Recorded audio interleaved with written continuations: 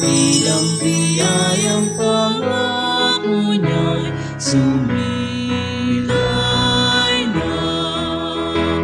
Dakilang biyayang pangako niya'y sumilay na.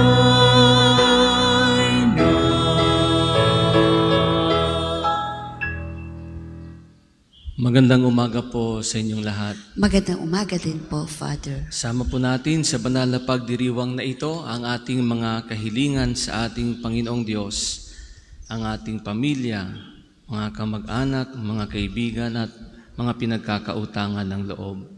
Alalahan din po natin sa banal na pagdiriwang na ito ang ating mga mahal sa buhay na nauna na sa atin at ang lahat ng kaluluwa sa purgatorio. Sa araw na ito ay ating ginugunita ang pagdadala sa mahal na Birhen sa templo. Sa ngalan ng Ama at ng Anak at ng Espiritu Santo. Amen. Sumainyo ang Panginoon. At sumainyo rin. Mga kapatid, aminin natin ang ating mga kasalanan upang tayo'y maging marapat gumanap sa banal na pagdiriwang.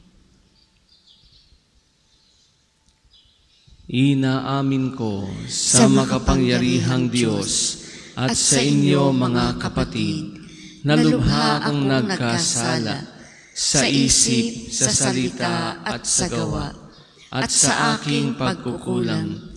Kaya isinasamo ko sa mahal na Birheng Maria, sa lahat ng mga anghel at mga banal, at sa inyo mga kapatid, na ako'y panalangin sa Panginoong ating Diyos. Kaawaan tayo ng makapangyarihang Diyos, patawarin tayo sa ating mga kasalanan, at patnubayan tayo sa buhay na walang hanggan. Amen.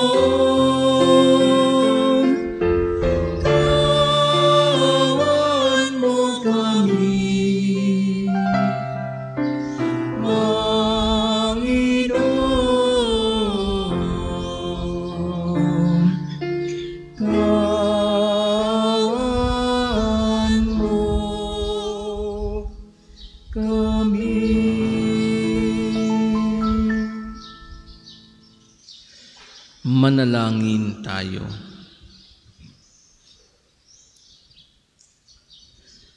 Ama naming makapangyarihan,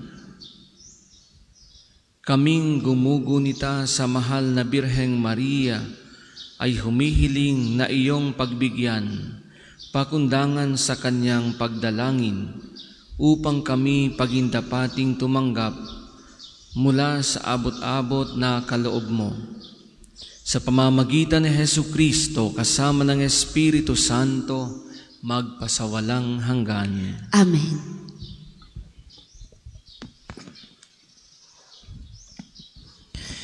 Pagbasa mula sa ikalawang sulat, ikalawang aklat ng Makabeyo. Noong mga araw na iyon, may isang matanda at iginagalang na guro ng katauhan. Siya si Eleazar. Nakatuwaan nilang siya ay pakainin ng baboy, kaya't pinilit siyang magbuka ng bibig. Sa pag-iwas niyang makapitan ng kasamaan, pinili na niya ang mamatay na marangal. kaya't ang pagkaing pilit na isinubo ay kanyang iniluwa.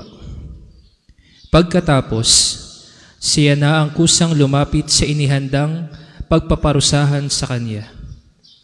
Ipinakita niya na dapat maglakas loob ang sino man na tumangging kumain ng pagkaing labag sa kautusan, kahit ito'y nangangahulugan ng kaniyang kamatayan. Ang mga napag-utusang magbigay kay Eleazar ng pagkaing labag sa kautusan ay dati na niyang mga kakilala. Kaya't dahil sa pagmamalasakit nila kay Eleazar, kinausap nila siya ng lihim. Pinapaghanda nila siya ng karneng hindi ipinagbabawal at ipinayo na magkunwari siyang ang karneng baboy na ibinigay sa kanya ang kakainin niya. Ngunit ang totoo, ang dala niya ang kanyang kakainin. Sa paraang ito, maliligtas siya sa kamatayan. Subalit ang kagandahang loob na ito ay magalang niyang tinanggihan. Buo na ang kanyang pasya. Matanda na siya at maputi na ang kaniyang buhok. Naaalala niya, sa pagkabatay naging tapat siya sa kautusan ng Diyos. Kaya't sumagot siya, "Patayin na ninyo ako ngayon din. Sa gulang ko'y hindi na dapat magkunwari pa. Ano na lang ang sasabihin ng mga kabataan kung hindi ako mananatiling tapat? Hindi ba sasabihin nila na kung kailan ko inabot ang 70 taon ay saka ko pa tinalikdan ang aking relihiyon? Kung ako'y magtaksil para lamang madugtungan ng kaunti ang aking buhay, para ko na ring iniligaw ang mga kabataan at binigyang kahihiyan ang aking katandaan.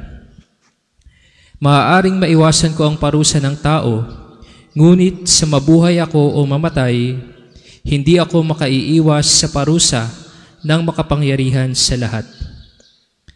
Kaya tatanggapin ko na ngayon ang marangal na kamatayan na siyang magiging putong ng aking katandaan.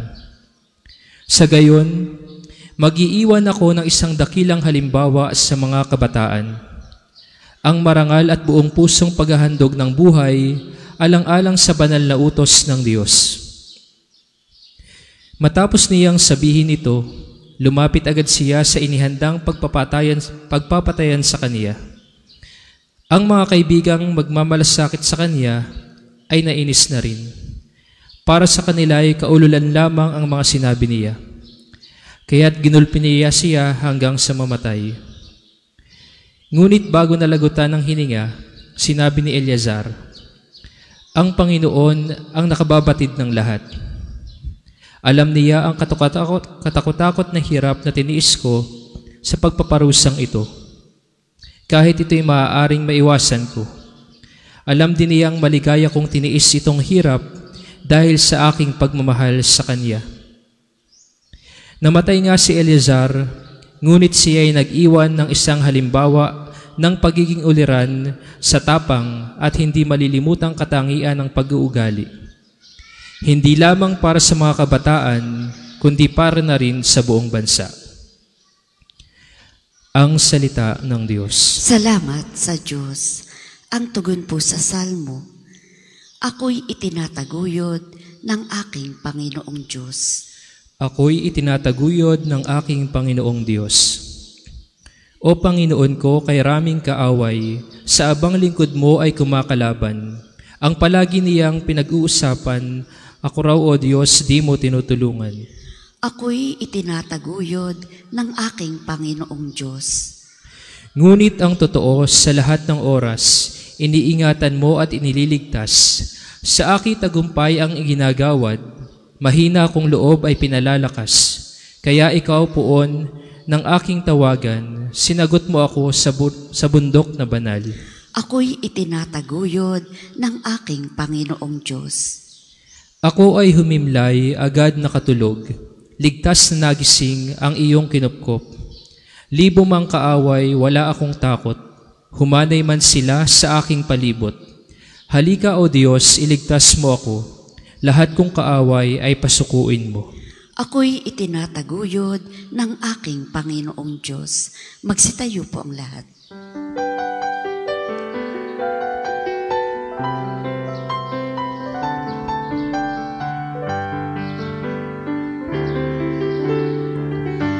Alleluia, Alleluia, Alleluia. Alleluia, Alleluia, Alleluia, Alleluia. Inibig tayo ng Ama, isinugo ang anak niya bilang panubos sa sala. Alleluia, Alleluia, Alleluia, Alleluia, Alleluia, Alleluia, Alleluia. Sumainyo ang Panginoon. At sumainyo rin. Ang mabuting balita ng Panginoon ayon kay San Lucas. Papuri sa iyo, Panginoon. Noong panahong iyon, pumasok si Jesus sa Jericho at naglakad sa kabayanan. Dooy may isang mayamang puno ng mga publikano na nagngangalang Zakeo. At pinagsikapan niyang makita si Jesus upang makilala kung sino ito. Ngunit siya'y napakapandak at dahil sa dami ng tao, hindi niya makita si Jesus. Kaya't patakbo siyang nagpauna at umakyat sa isang puno ng sikomoro upang makita si Jesus na magdaraan doon. Pagdating ni Jesus sa dakong iyon, siya'y tumingala at sinabi sa kanya, Zakeo, bumaba ka agad, sapagkat kailangan kong tumuloy ngayon sa bahay mo. Nagmamadali siyang bumaba at tuwang-tuwang tinanggap si Jesus. Lahat ng nakakita nito ay nagbulong-bulungan. Nakikituloy siya sa isang makasalanan, wika nila. Tumayo si Zakeo at sinabi, Panginoon, ibibigay ko po sa mga dukha ang kalahati ng aking ari-arian.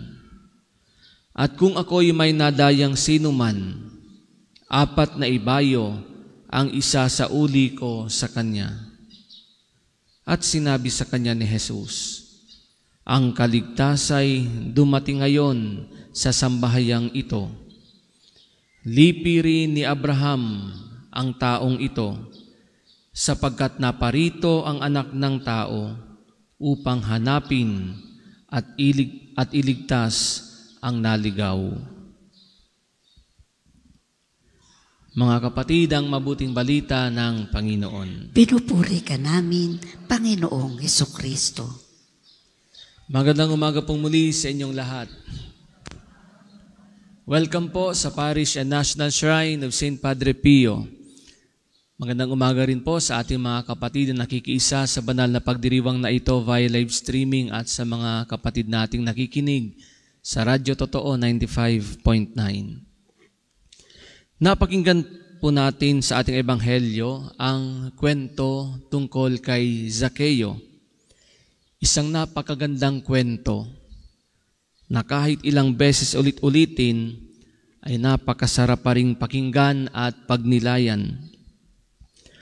May hahalin tulad natin dito ang ating buhay bilang mga mananampalataya.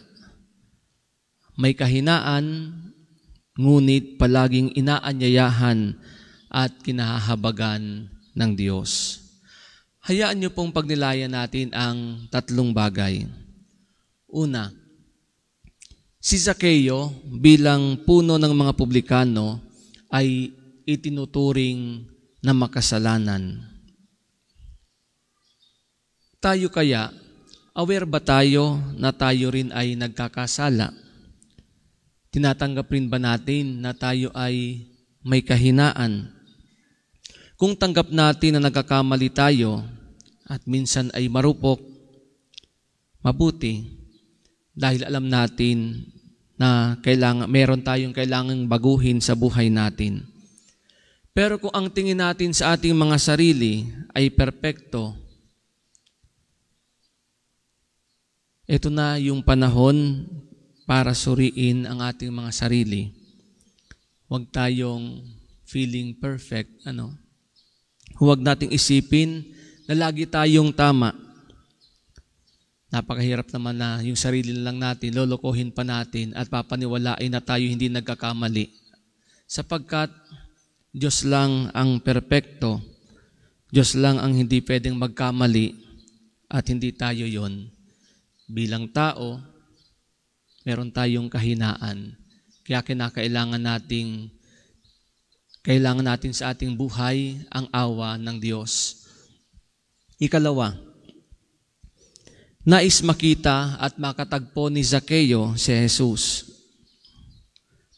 May ginagawa rin ba tayo para makatagpo si Jesus?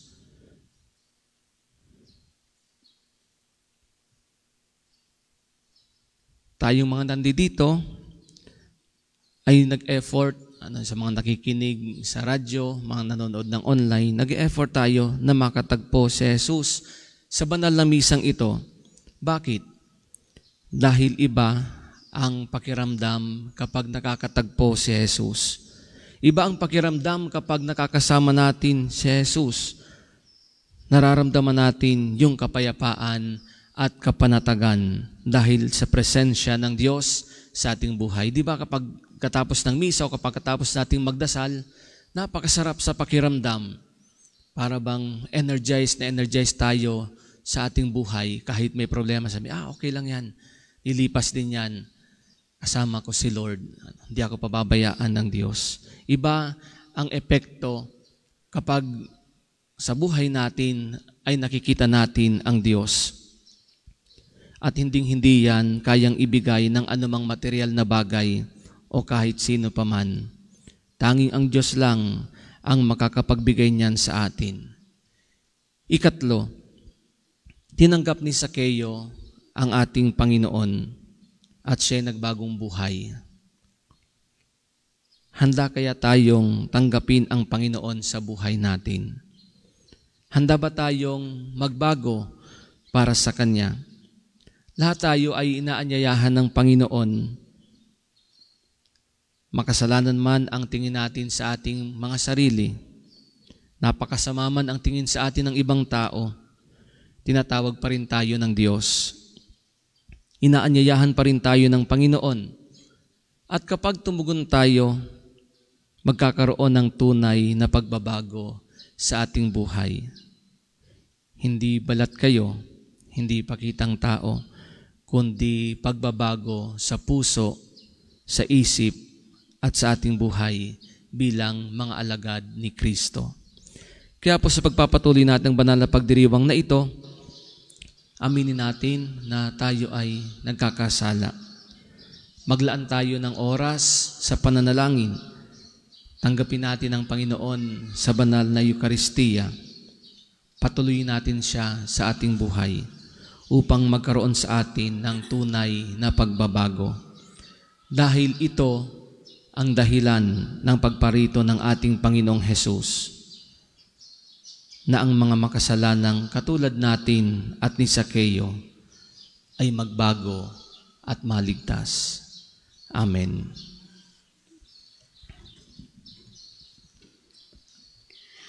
Para sa mga maghahandog na sobre, pakihulog na lamang po sa buslo.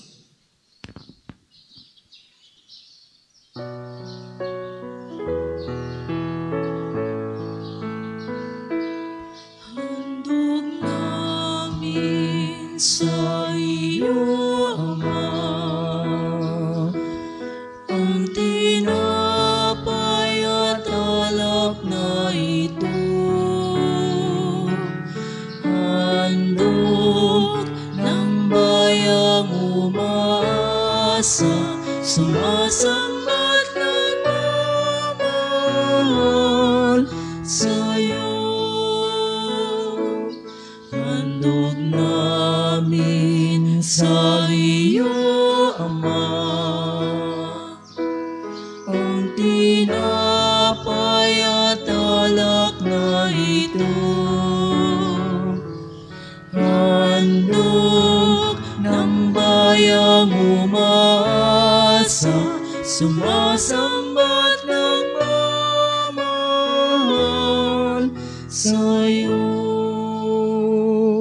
Magsitayo po ang lahat. Manalangin kayo mga kapatid upang ating paghahain ay kalugdan ng Diyos amang makapangyarihan. Tanggapin nawa ng Panginoon itong paghahain sa iyong mga kamay, sa kapurihan niya at karangalan, sa ating kapakinabangan at sa buong sambayanan niyang banal. Ama naming lumikha, ang iyong nagkatawang taong anak ay tumulong nawa sa aming ginagawa upang siya na iniluwal ni Maria nang di bumawas kundi lalo pang nagpaganap sa pagkabirhen ay magpagindapat na kalugdan mo ang aming paghahain sa kapagpapatawad ng mga kasalanan. Sapagkat siya ang Panginoong kasama mo at ang Espiritu Santo magpasawalang hanggan. Amen. Sumainyo ang Panginoon. At sumainyo rin. Itaas sa Diyos ang inyong puso at diwa. Itinaas na namin sa Panginoon. Pasalamatan natin ang Panginoong ating Diyos. Marapat na siya ay pasalamatan. Ama naming makapangyarihan, tunay ngang marapat ikaw ay aming pasalamatan. Bukod mong pinagpalang maging ina ni Jesucristo, ang mahal na birheng nagpupuri at nagagalak sa iyo. Ikaw ang gumawa ng tanang dakilang bagay. Ikaw ang lumilingap sa lahat kailanman. Nilingap mo ang mahal na birhen bilang iyong abang alipin, na iyong binigyan ng tungkuling kumalinga sa anak mong manunubos namin. Kaya kaisa ng mga anghel, nagsisiawit ang papuri sa iyo ng walang humpay sa kalangitan. Kami nagbubunyi sa iyong kadakilaan.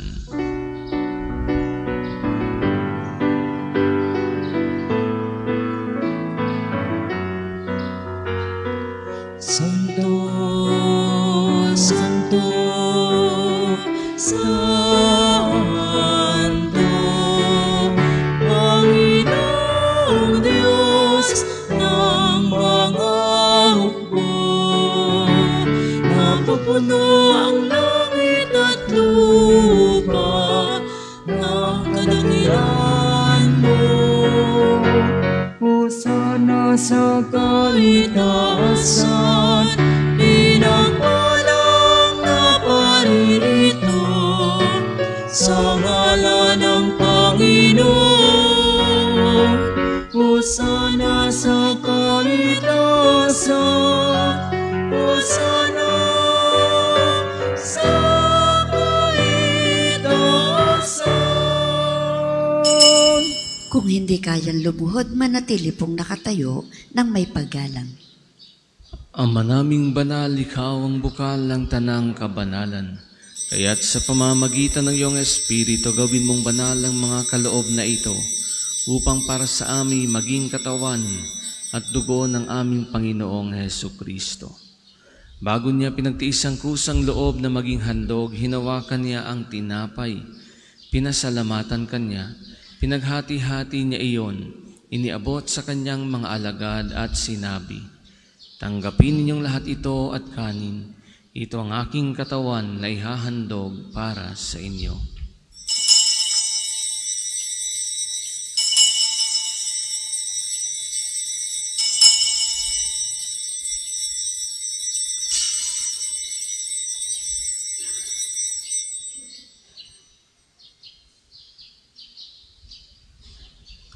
Gayun din naman nung matapos ang hapunan, hinawakan niya ang kalis. Muli kanyang pinasalamatan. Iniabot niya ang kalis sa kanyang mga alagad at sinabi, "Tanggapin ninyong lahat ito at inumin. Ito ang kalis ng aking dugo ng bago at walang hanggang tipan. Ang aking dugo na ibubuhos para sa inyo at para sa lahat sa kapagpapatawad ng mga kasalanan. Gawin ninyo ito sa pag-alala sa akin."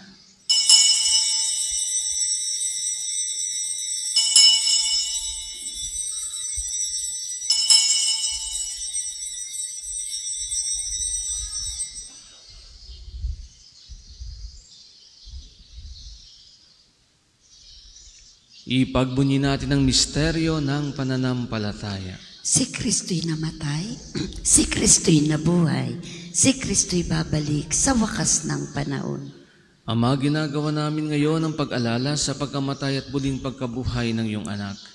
Kaya't iniaalay namin sa iyo ang tinapay na nagbibigay buhay at ang kalis na nagkakaloob ng kaligtasan. Kami nagpapasalamat dahil kami iyong minarapat na tumayo sa harap mo para maglingkod sa iyo. Isinasamo namin kaming magsasalo-salo sa katawan at dugo ni Kristo ay mabuklod sa pagkakaisa sa pamamagitan ng Espiritu Santo. Ama, lingapin mo ang iyong simbahang laganap sa buong daigdig. Puspusin mo kami sa pag-ibig kay isa ni Francisco na aming Papa at ni Gilbert na aming Obispo at ng Tanang Kaparian. Alalahanin mo rin ang mga kapatid naming nahimlay nang may pag-asang sila'y muling mabubuhay, gayon din ang lahat ng mga pumanaw. Kaawaan mo sila at patuloyin sa iyong kaliwanagan. Kaawaan mo at pagindapatin kaming lahat na makasalo sa iyong buhay na walang wakas. Kaysa ng mahal na Birheng Maria na Ina ng Diyos. Ni San Jose na kanyang kalinis-ninisang esposo. Kaysa ng mga apostol at ang lahat ng mga banal na namuhay dito sa daigdig ng kalugod-lugod sa iyo, may pagdiwang nawa namin ang pagpupuri sa ikararangal mo sa pamamagitan ng iyong anak na aming Panginoong Hesukristo.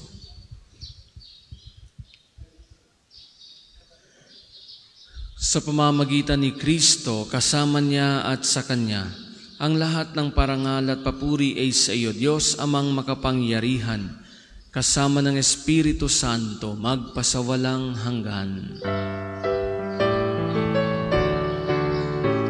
Amen, amen, amen. Amen. Amen, amen, amen. Amen.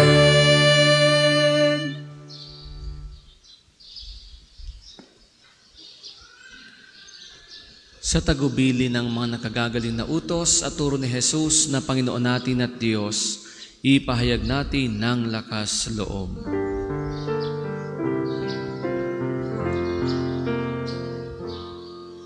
Ama namin, sumasalangit ka, sambahin ang ngalan mo. Mapasa amin ang kaharian mo,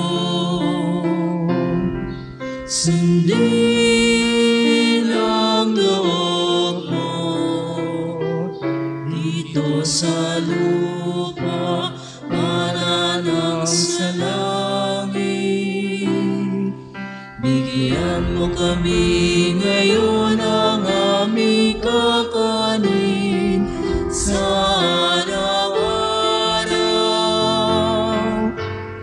at patawarin mo kami sa aming mga sala, para na magpapatawad namin sa nagkakasala sa amin.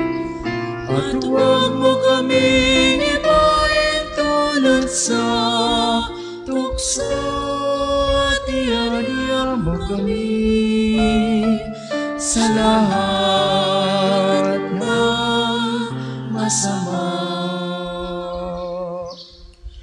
Hinihiling namin kami adya sa lahat ng masama.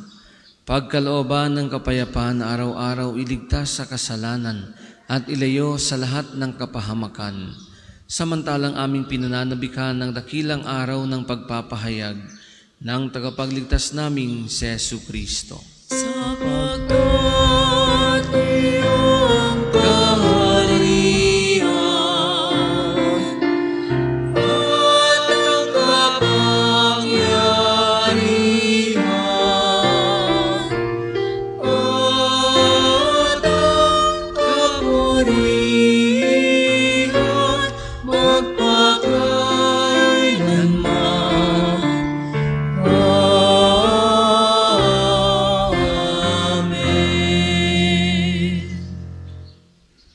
Panginoong Hesukristo, sinabi mo sa iyong mga apostol, kapayapaan ang iniiwan ko sa inyo, ang aking kapayapaan ang ibinibigay ko sa inyo. Tunghayan mo ang aming pananampalataya at wag ang aming mga pagkakasala.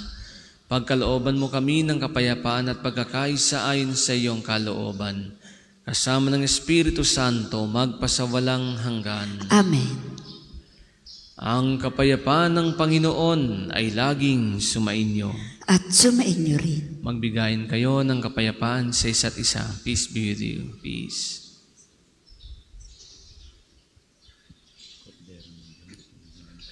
Kordero ng Diyos na nag-aalis ng mga kasalanan ng sanlibutan, maawa ka sa amin. Kordero ng Diyos na nag-aalis ng mga kasalanan ng sanlibutan, maawa ka sa amin.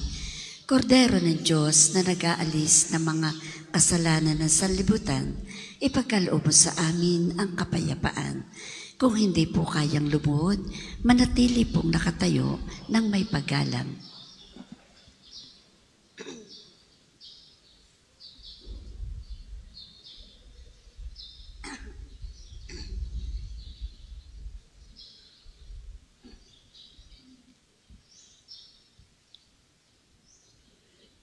Ito ang kordero ng Diyos. Ito ang nag-aalis ng mga kasalanan ng sanlibutan. Mapalad ang mga inaanyayahan sa kanyang piging. Panginoon, hindi ako karapat-dapat na magpatuloy sa iyo, ngunit sa isang salita mo lamang ay gagaling na ako.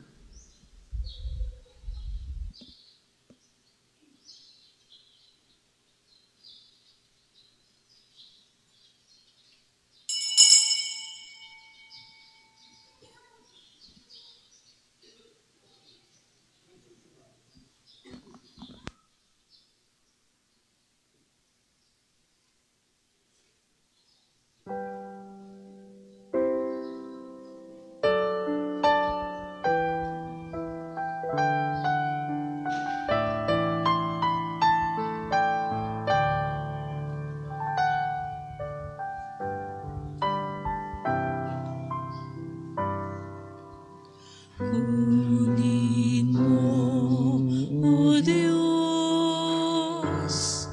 at tanggapin mo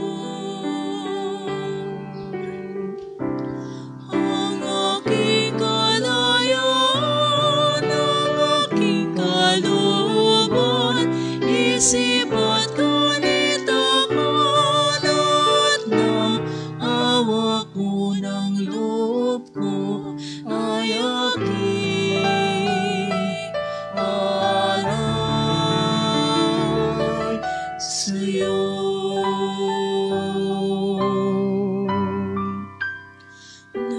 Nagmula sa'yo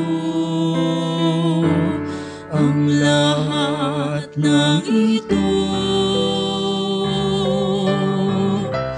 Muli kong handog sa'yo, patnubayan mo't pag-ari ang lahat ayon sa kalooban mo. Magutos ka, Panginoon, on ko daglit at alima ako, ipagkaloob mo lang ang pag-ibig mo.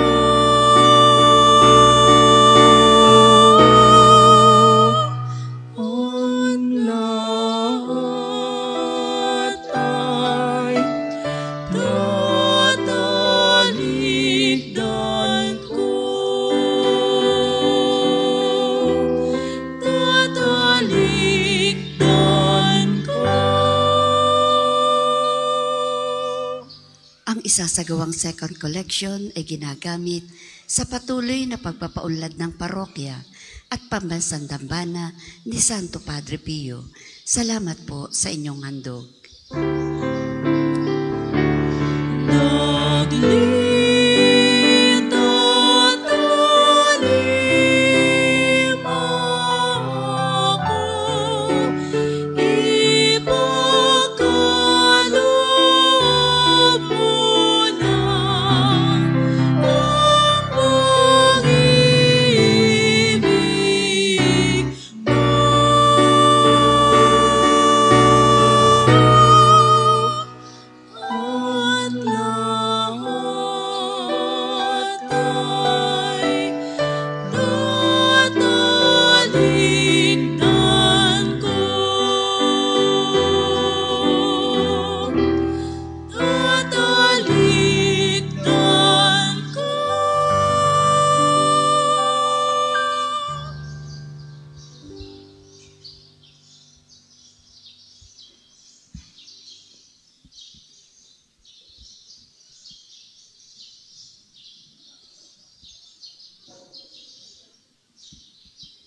Magsitayo po ang lahat.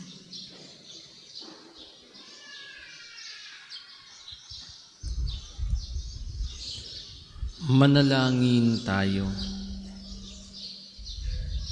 Ama naming mapagmahal, sa pagsasalo namin sa banal na pakikinabang, ang iyong kagandahang loob ay aming hinihiling upang ang pagpaparangal namin sa mahal na Birhen at pagtulad namin sa Kanya ay magpagindapat na aming paglingkuran ang pagganap sa kaloob mong kaligtasan sa pamamagitan ni Jesucristo kasama ng Espiritu Santo, magpasawalang hanggan. Amen. Sabay-sabay po nating dasalin ang pagtitiwala kay Santo Padre Pio. Padre Pio, taga Petrelcina, mongheng banal, pintakasing santo ng milenyong kasalukuyan, gabay namin sa pagtahak sa landasing makalangit, takbuhan sa pangangailangan, huwaran ng pagtitiis. Sa iyo namin inilalapit aming mga kagipitan.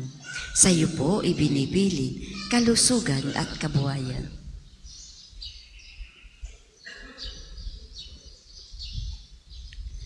Di man karapat-dapat, kami po ay pagbigyan, bendisyonan at basbasan, maging ganap sa buhay.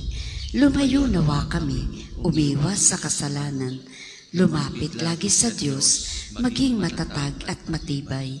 Sa mabuting balita na pagliligtas, turuan mo kami nawa, sa tuwi na ay makinig, magnilay at sumampalataya. Amin pong pakiusap, itong mga kahilingan, puso ay nagsisisi, nagtitikang taimtiman, di na muling magkasala, sunod lagi sa Diyos Amang, kaisa ng Espiritu, at ni Jesus na tagapamagitan. Amen. Magsiupo muna po ang lahat para sa mga patalastas. Una, sa inyong pagdalaw sa pambansang dambana, mangyaring pakaingatan ang inyong mga personal na gamit. Hangad namin ng isang matiwasay at maayos na pagbisita sa National Shrine. Ikalawa, nakahanda na po sa bandang unahan ng main church ang paglalagyan ng mga sobrang may pangalan ng inyong mga mahal na yumao. Buong buwan po nating ipagdadasal ang kapayapaan ng kanilang kaluluwa. Makipag-ugnayan lamang po kayo sa ating mga tagapaglingkod.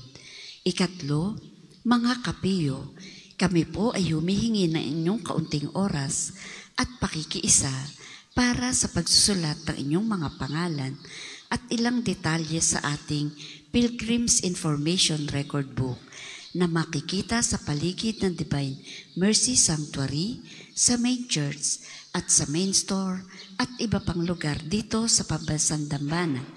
Ito po ay bilang bahagi ng documentation program para sa pagpapalawig ng datos at turismong pangsimbahan.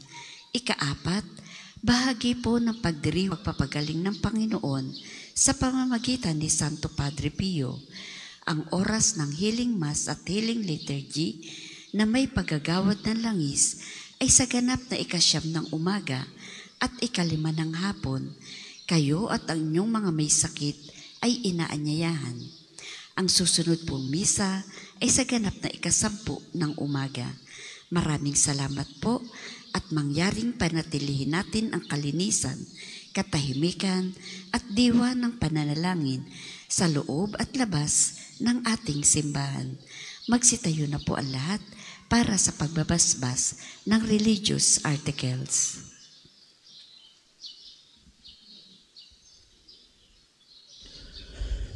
Mga kapatid, manalangin tayo sa Diyos Amang makapangyarihan upang tayo ay maging kawangis ni Kristo sa taimtim na pagdalangin sa tulong ng mga larawan at mga dasalan. O Panginoong Diyos, Ikaw ang bukal ng lahat ng pagpapala at biyaya. Ibuhos mo ang iyong bendisyon sa mga gamit na ito sa pananalangin. Mga rosaryo, imahen, dasalan, nagpapaalala ng iyong kabutihan, kabanalan at pagmamahal sa amin. Upang ang lahat na dumulog at magdasal gamit ang mga ito ay magtamo ng iyong awa at biyaya.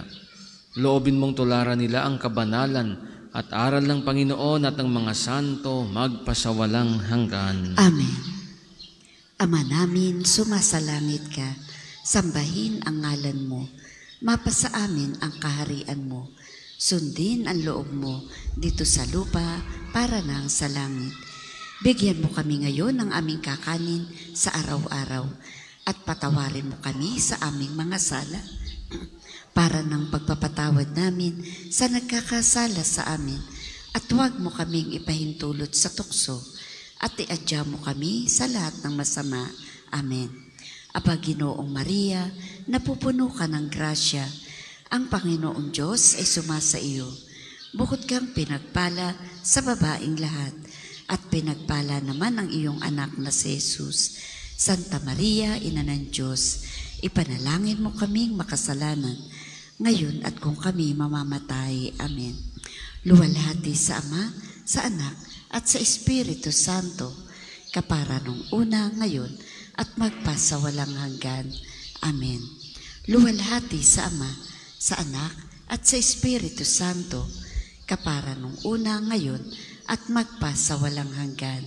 Amen. Luwalhati sa Ama, sa Anak, at sa Espiritu Santo, kapara nung una, ngayon, at magpasawalang hanggan. Amen. Aba Ginoong Maria, napupuno ka ng grasya, ang Panginoon Diyos ay sumasa iyo. Bukod kang pinagpala sa babaing lahat, at pinagpala naman ang iyong anak na si Jesus. Santa Maria, Ina ng Diyos, ipanalangin mo kaming makasalanan, ngayon at kung kami mamamatay. Amen. Sumainyo ang Panginoon At sumainyo rin. at pagpalain kayo ng makapangyarihang Diyos, Ama at Anak at Espiritu Santo. Amen. Amen. Tapos ng ating banal na pagdiriwang, humayo kayong mapayapa. Salamat sa Diyos. Mayo kayo at gawing mga alagad ang lahat ng mga bansa.